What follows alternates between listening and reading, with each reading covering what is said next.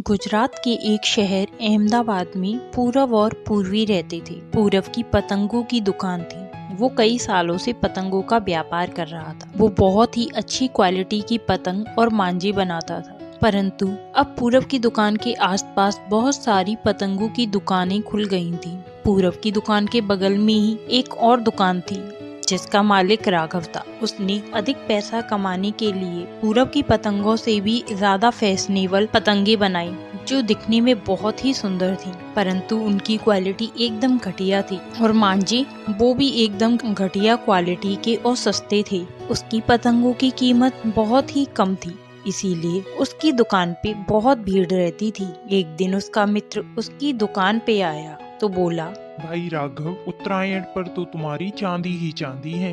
कितनी सुंदर पतंगी बनवाई है तुमने। राघव बोला, हाँ, अब कंपटीशन ही इतना है। मार्केट में टिके रहने के लिए कुछ नया तो करना ही पड़ता है।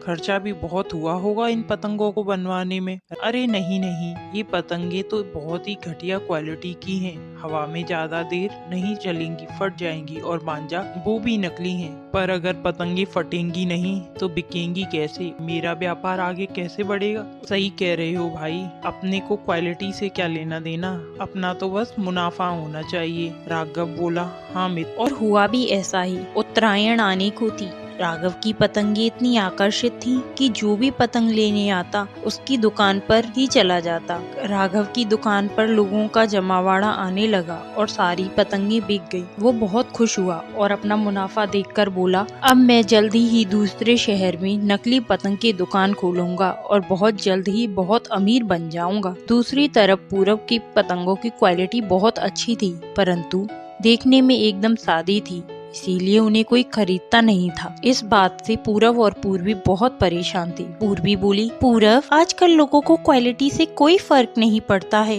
उन्हें तो बस सस्ती और फैशनेबल चीजें चाहिए। क्यों ना हम अपनी पतंगों की क्वालिटी कम कर दें, तो हम इन्हें सस्ते में बेच सकेंगे। पूरब ने कहा, नहीं पूर्वी, मैं नकली सामान नहीं बेचूंगा। अगर मैं भी नकली सामान बेचूंगा तो मुझ में और राघव में क्या फर्क रह जाएगा? पूर्वी बोली, बात तो सही है, पर क्यों ना हम अपनी पतंगों को देखने में आकर्षित बना देंगे। हो सकता है इससे हमारी पतंगे बिकने लगे। पूरब, हाँ पूर्वी, हमें अपनी पतंगों का आकार बदलना होगा।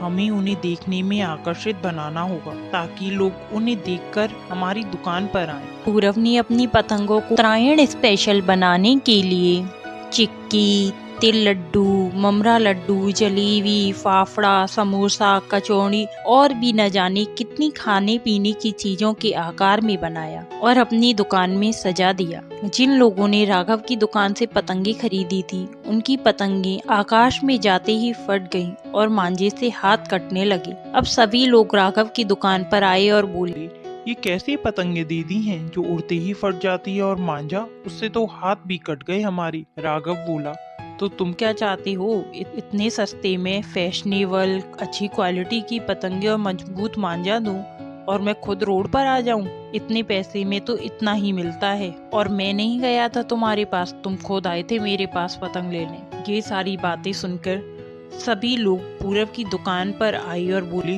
हमें माफ कर दो पूरब भाई, इतने सालों से आपसे पतंगे ले रहे हैं परंतु कभी भी कोई शिकायत नहीं आई, और इस बार फैशनेबल पतंगों के चक्कर में लालची राघव से पतंगे ले ली। कितनी घटिया क्वालिटी की पतंगे हैं, और मांझा, उससे तो हमारे हाथ ही कट गए। राघव बोला, घनश्याम जी, मैं व्यापारी हूँ और सामान का व्यापार करता हूँ, लोगों की भावनाओं का नहीं। आप सबके लिए मेरे पास नई फैशनेबल और अच्छी क्वालिटी की पतंगे और मजबूत मांझा है। पूरब ने अपनी उत्तरायण स्पेशल पतंगे दिखाई, जिन्हें देख के सब लोग बहुत खुश हो गए और वो पतंगे सबको पसंद आई। देखते ही देखते पूरब की सारी पतंगे बिक गईं और उसने खूब मुनाफा भी कमाया।